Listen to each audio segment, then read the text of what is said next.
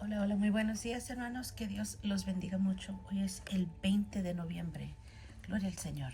Y seguimos en nuestra lectura bíblica diaria. Amén.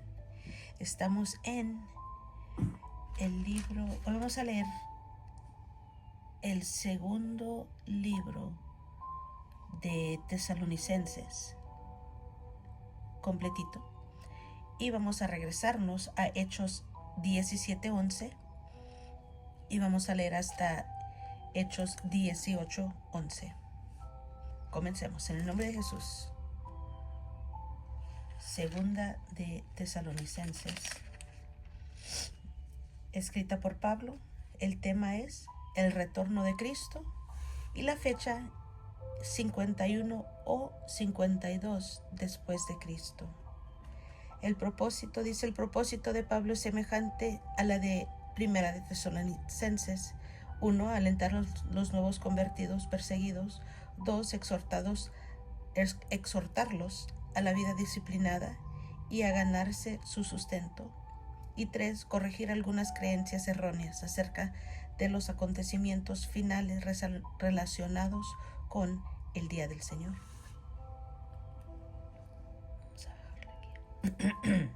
Segunda epístola del apóstol San Pablo a los tesalonicenses. Comencemos en el nombre de Jesús. Pablo, Silvano y Timoteo, a la iglesia de los tesalonicenses, en Dios nuestro Padre y en el Señor Jesucristo. Gracia y paz a vosotros de Dios nuestro Padre y el Señor Jesucristo. Debemos siempre dar gracias a Dios por vosotros, hermanos, como es digno, por cuanto vuestra fe va creciendo y el amor de todos y cada uno de vosotros abunda para con los demás, tanto que nosotros mismos nos gloriamos de vosotros en las iglesias de Dios por vuestra paciencia y fe en todas vuestras persecuciones y tribulaciones que soportáis. Esto es demostración del justo juicio de Dios, para que seáis tenidos por dignos del reino de Dios, por el cual asimismo padecéis. Porque es justo delante de Dios pagar con tribulación a los que os atribulan.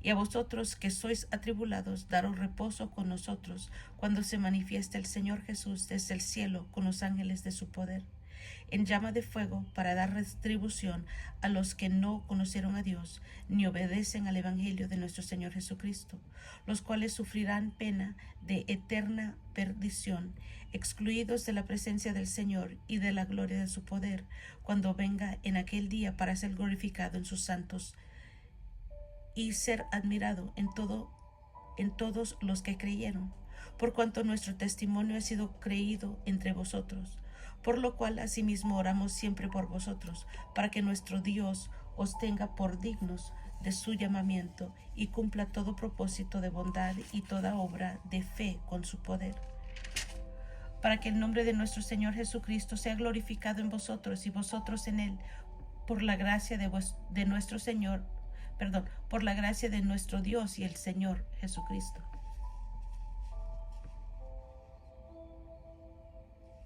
Pero con respecto a la venida de nuestro Señor Jesucristo y nuestra reunión con Él, os rogamos, hermanos, que no os dejéis mover fácilmente de vuestro modo de pensar, ni os conturbéis ni por espíritu, ni por palabra, ni por carta como si fuera nuestra, en el sentido de que el día del Señor está cerca.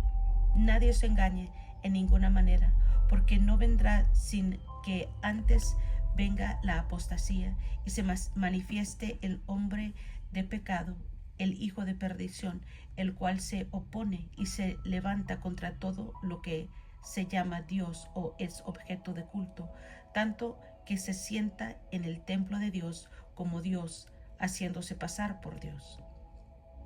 ¿No os acordáis que cuando yo estaba todavía con vosotros os decía esto? Y ahora vosotros sabéis lo que lo detiene, a fin de que a su debido tiempo se manifieste, porque ya está en acción el misterio de la iniquidad, solo que hay quien al presente lo detiene, hasta que él a su vez se ha quitado de en medio. Y entonces se manifestará aquel inicuo, a quien el Señor matará con el espíritu de boca y destruirá con el resplandor de su venida, inicuo cuyo advenimiento es por obra de Satanás, con gran poder y señales y prodigios mentirosos, y con todo engaño de iniquidad para los que se pierden, por cuanto no recibieron el amor de la verdad para ser salvos. Por esto Dios les envía un poder engañoso para que crean la mentira, a fin de que sean condenados todos los que no creyeron a la verdad, sino que se complacieron en la injusticia. Pero nosotros debemos dar siempre gracias a Dios respecto a vosotros, hermanos amados, porque el Señor, de que Dios os haya escogido desde el principio para salvación mediante la santificación por el Espíritu y la fe en verdad, a lo cual os llamó mediante nuestro Evangelio para alcanzar la gloria de nuestro Señor Jesucristo. Así que, hermanos, estad firmes y retened la doctrina que habéis aprendido, sea por palabra o por carta nuestra.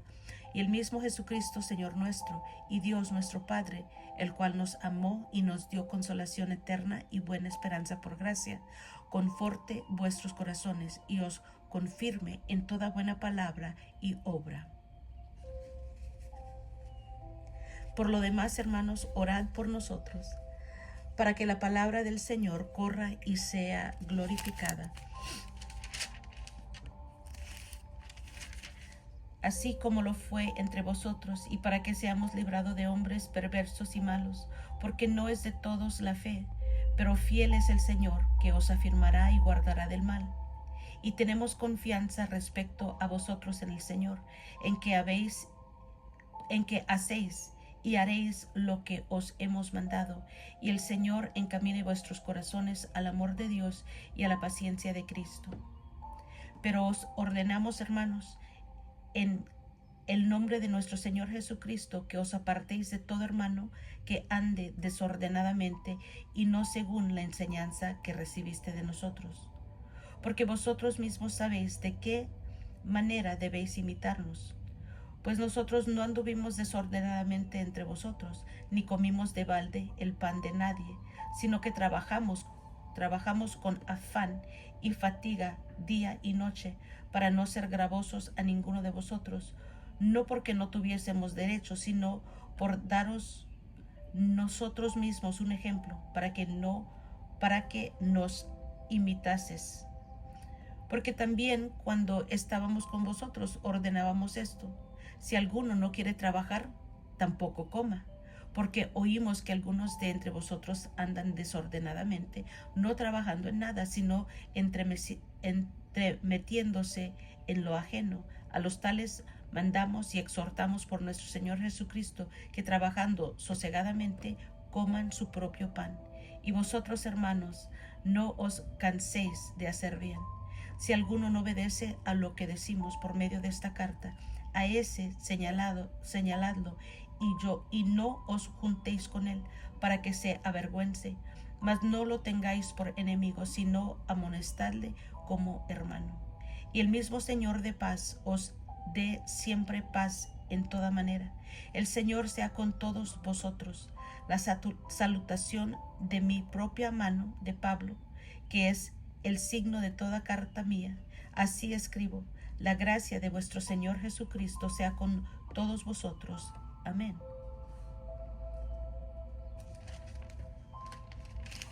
Gloria a Dios. Aquí vemos: Dios juzgará a los pecadores en la venida de Cristo. Respecto a la venida del Señor, la manifestación del hombre de pecado, los escogidos para salvación, y en el capítulo 3, que la palabra de Dios sea glorificada, el deber de trabajar y luego la bendición final. Muy bien, así terminamos el segundo libro de Tesalonicenses. Vamos a regresarnos al libro de los Hechos, capítulo 17, versículo 11, hasta el 18:11. Comencemos. Y estos eran mis nobles, que los que estaban en Tesalónica, pues recibieron la palabra con toda solicitud, escudriñando cada día las Escrituras para ver si estas cosas eran así. Así que creyeron muchos de ellos y mujeres griegas de distinción y no pocos hombres. Cuando los judíos de Tesalónica supieron que también en Berea era anunciada la palabra de Dios por Pablo, fueron allá y también alborotaron a las multitudes. Pero inmediatamente los hermanos enviaron a Pablo que fuese hacia el mar, y Silas y Timoteo se quedaron allí. Y los que se habían encargado de conducir a Pablo le llevaron a Atenas, y habiendo recibido orden para Silas y Timoteo de que viniesen a él lo más pronto que pudiesen, salieron. Mientras Pablo los esperaba en Atenas, su espíritu se engrandecía viendo la ciudad entregada a la idolatría. Así que discutía en la sinagoga con los judíos y piadosos, y en la plaza cada día con los que concurrían. Y algunos filósofos que los epicúreos y de los estoicos disputaban con él, y unos decían: ¿qué querrá decir este palabrero? Y otros: parece que es predicador de nuevos dioses, porque les predicaba el evangelio de Jesús y de la resurrección. Y tomándole, le trajeron a Areópago, diciendo: ¿podremos saber qué es esta nueva enseñanza de que hablas? Pues traes a nuestros oídos cosas extrañas. Queremos pues saber qué quiere decir esto. Porque todos los atenienses y los extranjeros residentes allí en ninguna otra cosa se interesaban sino en decir en oír algo nuevo. Entonces Pablo, puesto en pie en medio del Areópago, dijo: varones atenienses, en todo observo que sois muy religiosos, porque pasando y mirando vuestros santuarios hallé también un altar en el cual estaba esta inscripción: al Dios no conocido. Al que vosotros adoráis, pues sin conocerle, es a quien yo os anuncio, el Dios que hizo el mundo y todas las cosas que en él hay, siendo Señor del cielo y en la tierra. No habita en templos hechos por manos humanas, ni es honrado por manos de hombres como si necesitase de algo, pues Él es quien da a todos vida y aliento, y todas las cosas. Y de una sangre ha hecho todo el linaje de los hombres, para que habiten sobre toda la faz de la tierra, y les ha prefijado el orden de los tiempos y los límites de su habitación, para que busquen a Dios, si en alguna manera, palpando, pueden hallarle, aunque ciertamente no está lejos de cada uno de nosotros, porque en él vivimos y nos movemos y somos, como algunos de vuestros propios poetas también han dicho, porque linaje suyo somos.